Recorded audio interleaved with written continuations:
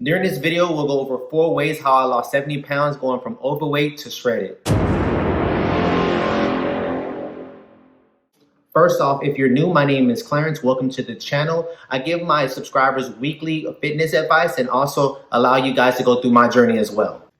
So as promised, I'm going to give you guys 4 key tips on how I lost 70 pounds going from overweight to shredded and how I keep those 70 pounds off. The first reason is your why. First and foremost, you want to ask yourself, why do you want to lose weight in the first place? Is it a short-term goal or a long-term goal? There are differences and there are ways that you can attack both of them, but there are obviously wrong and right ways. If you're a short-term goal, for example, if it's like I want to get maybe into my wedding dress, I have a wedding come up, or maybe I want to go on this vacation, I want to look shredded on the beach. If it's something that's very short term in the next 2 or 3 months and you're overweight, you're more than likely going to crash diet, which will give you really bad habits to start off with. So what I would suggest you to do is understand that weight loss is not easy. It's not an easy process. If it was easy, everybody would do it. Everybody would look their greatest all year round, and that's just not how it is, right? Majority of people are overweight, and the reason being is because they always give themselves short-term goals. They want to lose 15, 20 pounds. They do it as fast as they can, and more than likely they're crash dieting, depriving themselves from all the foods they love to eat, and then they just go on this yo-yo diet. So first off, you want to look at it as a long-term goal, a lifestyle change. With you having that mental awareness already going into it, making sure that everything is prioritized in your life,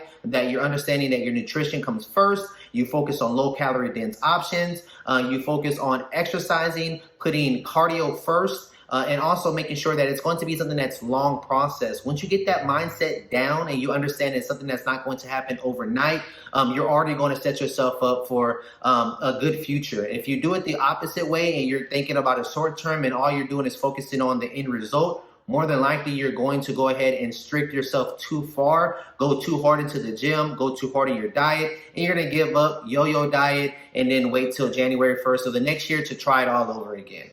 My second tip is you have to understand you need to move more and eat less if you want to lose weight.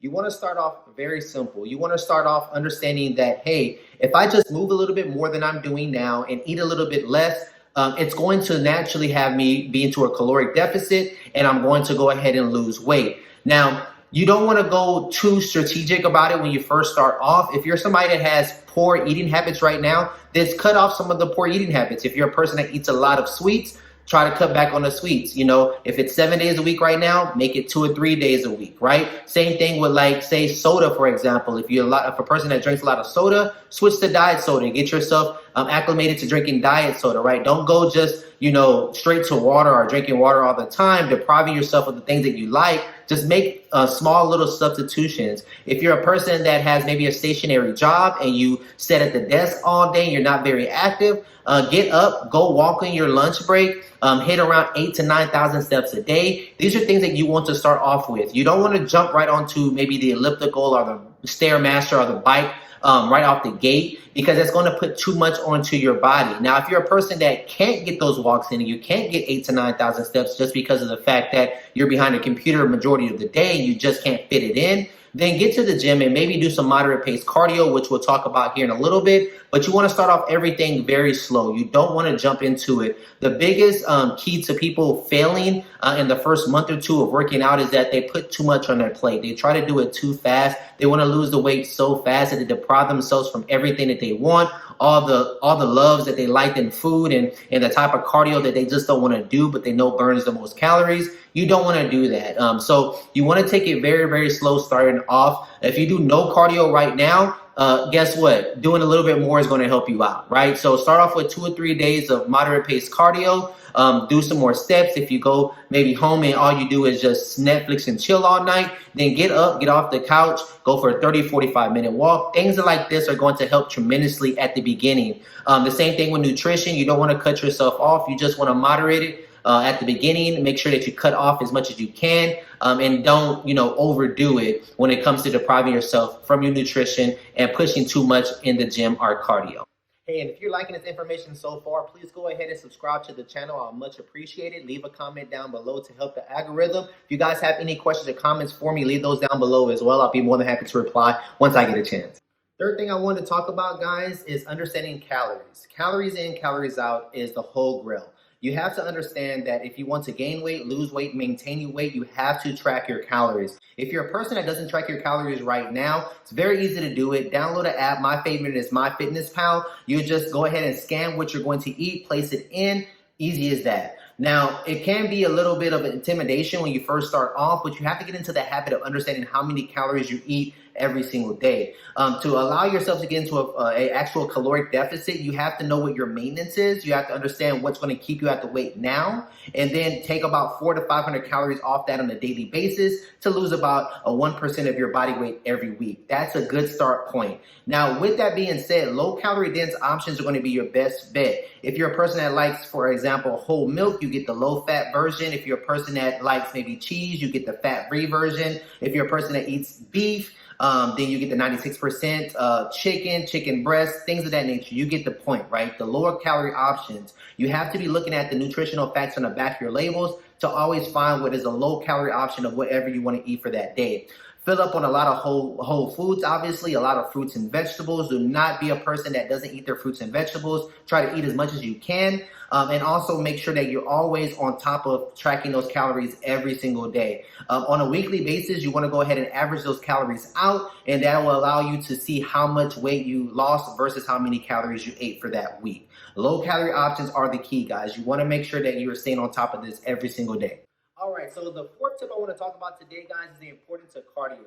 Now, cardio is very important, but if you're like me, I cannot stand it. For the longest time, I didn't understand the importance of it, and I was under the impression that I was burning a lot more calories than I thought I was. So it's very important to understand why cardio is so important, and also to understand what form of cardio you should be doing for your body type and where you're at in your fitness journey.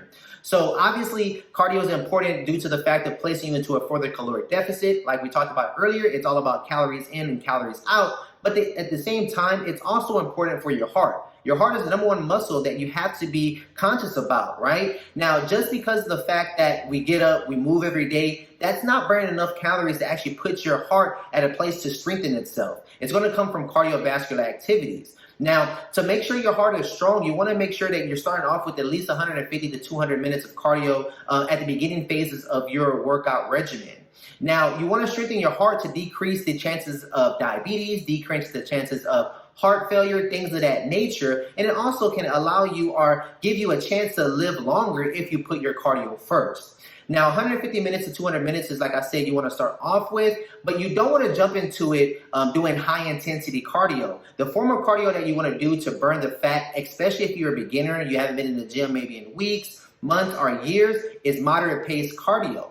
So when you start off, that moderate pace cardio for you should be something like a brisk walk outside, maybe 3 or 4 times throughout the week, adding up to around 200 minutes a week. You just want to go outside, walk around your neighborhood, burn off some additional calories, get some additional steps in. That's going to play big dividends, especially for a person that's carrying a lot of water weight and hasn't been in the gym in a long time.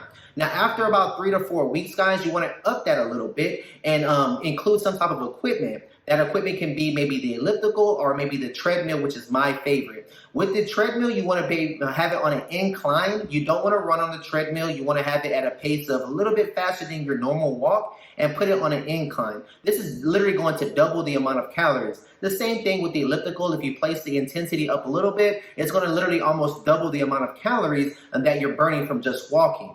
Now, you don't want to do high intensity activities such as running, jogging, Stairmaster, biking, things of that nature right off the jump, because of the fact that it's going to be too hard for you to recover and you're not going to want to do it the next day. It's very important that you do the same thing over and over again, get used to it, and understand that it's about the calories you burn instead of the intensity of your workout. You want to focus on burning more calories, and to allow yourself to do this, you have to focus on moderate pace cardio, which is going to allow you to be on the elliptical or the treadmill for a longer period of time. All right, so to give you an example, 10 to 15 minutes of the Stairmaster is going to burn far less calories than if you do 30 to 45 minutes consistently on maybe the incline treadmill or the elliptical like we talked about. The reason we pick these exercises again is because it's allow you to recover. You're not going to feel as much drained, or your body won't be as achy the next day. As far as if you're doing the Stairmaster or biking, you're going to be very sore since your body's not used to it. Your body will get a lot used, or it'll quickly adapt to walking versus maybe biking or walking upstairs for a certain amount of time. So that's why I don't suggest doing the Stairmaster, biking, or any type of high intensity cardio to start off with. You want to look for something that's moderate, like I said, the elliptical or the incline treadmill. At least 150 to 200 minutes a week is the sweet spot. And once you want to burn a little bit more and you get a little bit used to it, then you can always up the ante. All right, guys, that brings the video to an end, going over the 4 major tips that helped me lose 70 pounds, going from overweight to shredded and keeping it off, which is the most important part, right? Also, if you have any questions, any comments, please leave those down below. Do not forget to subscribe to the channel. I do upload 2 videos a week going over fitness and nutritional tips for you guys, also allowing you to go on my workout journey as well. If you need any type of one-on-one coaching or nutritional plan, I do have my link down below. You can schedule a free consultation with me. I'll be more than happy to help you start reaching those goals. And if you want to go ahead and follow me on IG, maybe Facebook or TikTok, I'll leave those down below as well. All right, guys, talk soon.